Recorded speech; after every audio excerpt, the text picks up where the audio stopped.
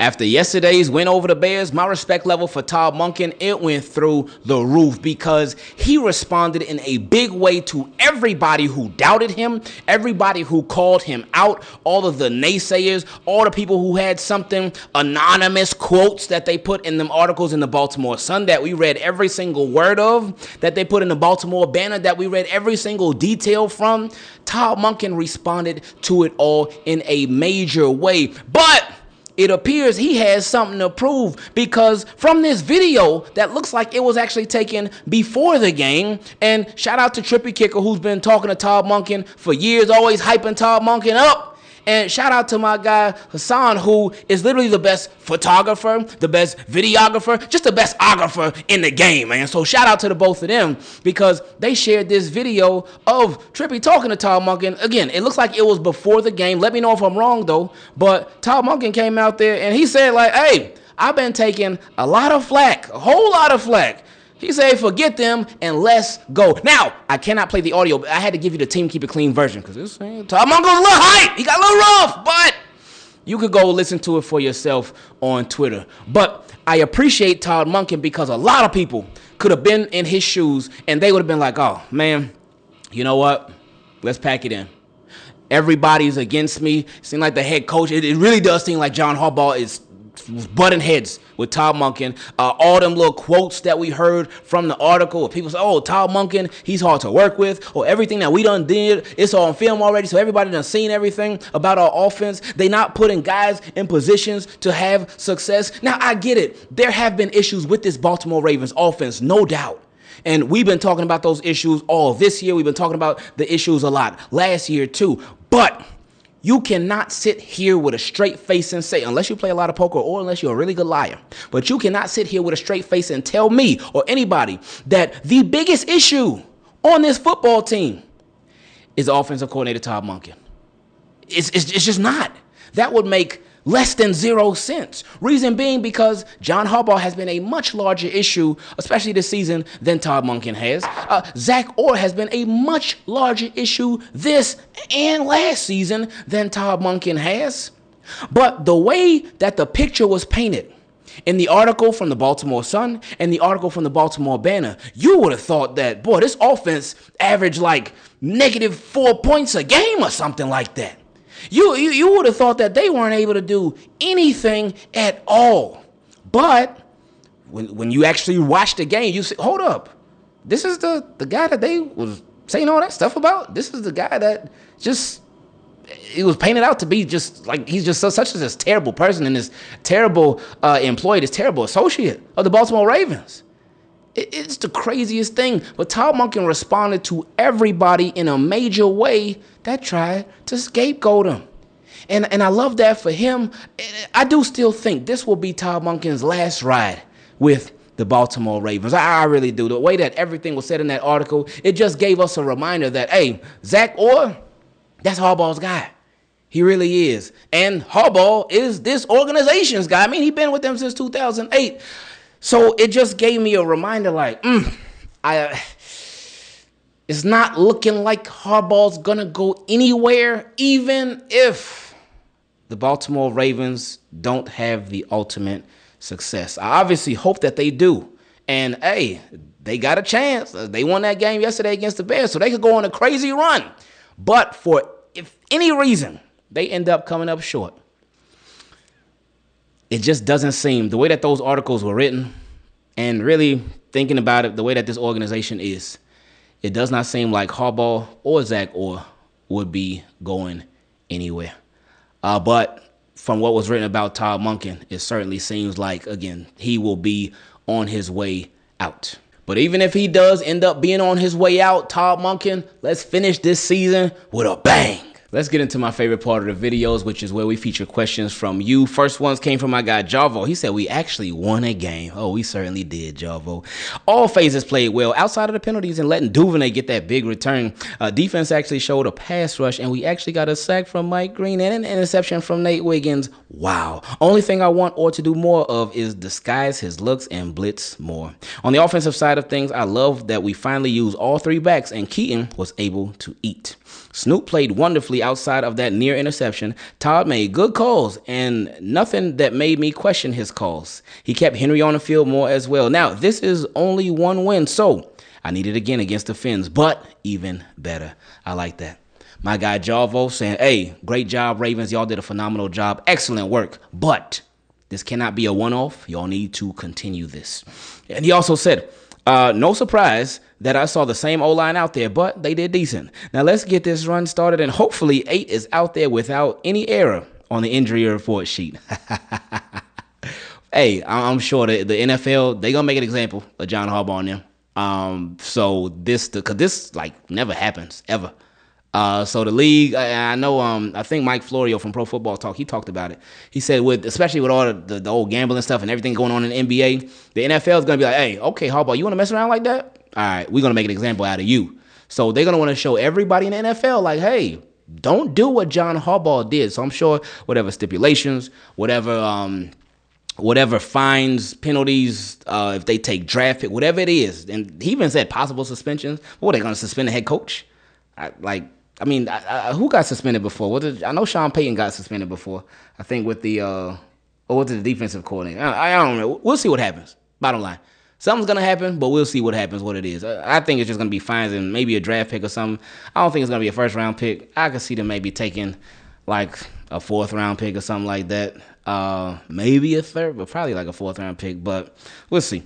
Anyway, he said, just like the Steelers will be with the other AFC North teams that lose today, I'm out. Oh, I like that. See, he sent that at 5:38 p.m. So that was after our game, obviously, but before the Steelers game. So my guy, he just knew the Steelers was about to lose, and they did. And he said, oh, yeah, and shout out to Charlie for his touchdown today as well. Oh, yeah, shout out to Mr. Cola. Next questions, and these next questions all came from before the game. Keep that in mind. Came from my guy Demmond. He said, I believe that Lamar Jackson isn't playing because I don't think that he is 100%. And to be on the safe side, they are sitting him out because they play on Sunday and then on Thursday, so they don't want to put too much pressure on Lamar Jackson's injury. Yeah, hey, that's what John Harbaugh said, so that's what it's got to be, right? He said, after the game, he said, we played 2 games in 4 days and thought it was best that Lamar sits out of this one. So, hey, okay, we'll see. Next questions came from my guy, Emmanuel. He said, I got 3 questions for you. Number 1, if the Ravens had their all-time great players on one team in their prime playing in today's game, would they be a dynasty? Of course. You said they're all-time great players? Like, come on, of course. And he also said, number 2, how many Super Bowls would Lamar Jackson win if he had that 2000 Ravens defense? Ooh. So he came in 2018, then in 2019. I would say like 4. I'll say 3 or 4. He also said, in your opinion, which retired player would play better today than how they played back then? He said, me personally, it would be Randy Moss or Larry Fitzgerald. Oh, okay, you talking about overall. I thought you were just talking about Ravens. Yeah, those are good picks because the receivers, they can get away with everything now. And Moss, Moss is a transcendent player, meaning he would be great, in my opinion, in any era. Well, the old school era, they'll be able to hit him a lot more. Because even when he was playing, they could hit a lot more back then too. But if he played in the era of like before he played, then yeah, that'd be a little tougher. But Moss was just amazing. And that's who I say is the best receiver of all time. I love Randy Moss, man. That guy he was like that. So yeah, I'll probably say Randy Moss too. Next question came from my guy, Chris. He said, what's the word, bird? Hope all is well with you and your personal flock. Hey, I appreciate you. He said, question, is the universe where in 2027 and 28, we don't have Mark Andrews, Bateman, or Zay Flowers? I can see Andrews being traded this year. I can see that. He said, and Bateman either this or next year. Tez can take over Bateman's spot. We have Charlie, I was about to say Charlie Likely. We have Isaiah Likely and Charlie Kohler. And dare I say, let LaJohntay Wester start working in Zay's plays here and there to get him ready to replace him. That would surely get us enough to fix the issues we have outside of the coaches. What are your thoughts? I think the biggest issue would be the coaches, though. That's an even bigger issue than personnel. Because, and again, even with the win yesterday, overall, that win was great, and we celebrate that win like crazy. Yes, yes, yes. But the issue still with the losses, and even in the win yesterday, just a tiny, little tiny bit. Not too crazy, but just tiny bit. But one of those issues that came up in the game yesterday, which was a positive and negative all at the same time, Keaton Mitchell. We saw Keaton Mitchell going crazy. But why wasn't Keaton Mitchell active in the beginning of the season, and why wasn't he being used? See, that's the issue. See, and fans have been calling for him for the longest. I know the fans, they don't know more than the coach, right? That wouldn't make any sense. Next questions came from my guy Melo. He said, good morning, team. Keep it clean. Football is back after the bye week, and let's just take a deep breath and watch the show. Don't let the results get you out of character. Oh, well, see, we ended up winning, and now he's staying character. Anyway, he said, I got 2 questions for you on Team Keep It Clean that I'd like some feedback on. Number 1, regarding the QB cadence, audible line shifts, etc. How much of a threat would it be to speak or call them out in a different language? Oh, so as somebody wouldn't understand. So if you call them out in Spanish, there's going to be somebody on the defense that understands it. You might have to throw in some, I don't know, some Russian, some Tagalog or something like that. But anyway, he said, practically all defensive players have been keen on English words and pronunciation. So in my opinion, using a completely different language would give the defense yet another thing to think about while bullets are flying during the game. That is something. That's something. That would take a lot of work in the offseason. But I'm sure all 11 guys, I'm sure they would be able to do it. I'm sure they would. Well, not all 11, but everybody on the offense. I'm sure they would. That's very interesting. I never thought about anything like that. I don't think they would do it. I don't think they would incorporate that, but that's something right there. He said, the offense doesn't need to be fluent in that language per se, but if they could learn 15 and 20 words to go off of, I think it could cause a lot of false starts. Yeah, it could. But then they could end up confusing themselves, too. That's the thing with that. But anyway, he also said, overtime rule change. Well, we ain't got Josh Allen on our team, so we ain't getting no overtime rule change. Anyway, he said, I would submit this request where if 2 teams have a tied score at the end of the 4th quarter, you go to a field goal for field goal battle with each team's special teams unit. You start off kicking at the 35 in the same direction, then you flip sides of the field, go back 5 yards more, and continue the pattern until one kicker makes it and the other one misses. Oh, that sounds fun. That sounds fun. But I don't think NFL will go for that. It would make kickers that much more important, but at the same time, the NFL wants more offense, and that's exactly what they got with the Josh Allen overtime rule. He said, I think that would make for a better overtime scenario, and it's safer for the players because you're not overexerting yourself after 4 quarters, increasing injury chances. Make these kickers earn their keep. What are your thoughts on that? Well, they certainly earn their keep now, because if they make a kick, we all cheer and celebrating. Yeah, let's go. And if they miss, we like, oh, boy. So we love when we can cheer on a kicker because that means that they've been doing their thing. Shout out to Tyler Lue, by the way, who has been doing his thing. The only kick that he missed this year, even though some kicks been getting really close, the only kick that he missed this year was one that didn't even matter. That's what's so frustrating about it. It was right before halftime against the Texans, and it was like a 55-yarder, I think, something like that. But he missed, and that kick would not have done anything for the game, like at all. Next question came from my guy Justin. He said, what's going on, Ingraven? Justin from New Jersey here. Shout out to Jersey in a building. He said, shout out to you and your family. Hope all is well. Appreciate you. I've got a question for you. When it comes to building a dominant defense, would you rather have a great pass rush or a great secondary? Well, I feel like we got a great secondary now. That's going for the longest. So I would say a great pass rush, because a great pass rush, they can make a good secondary even greater. They can make a great secondary legendary. They can make a bad secondary look good. He said, looking back at Ravens history, the numbers really highlight how both have shaped championship teams. In 2000, the Ravens recorded 35 sacks and 23 interceptions, holding opponents to just 10.3 points per game, one of the greatest defensive efforts ever. In 2012, they put up 37 sacks and 13 interceptions, and that pass rush was crucial down the stretch with players like Paul Kruger and Terrell Suggs wreaking havoc when it mattered most. Oh, yeah. Arthur Jones, too. He was up in there. I believe we had Pernell McPhee on there as well. So, yeah. Fun times, man. He said, to me, a dominant pass rush changes everything. It disrupts timing, forces mistakes, and can make an average secondary look elite. Oh, see, there we go. We're on the same page.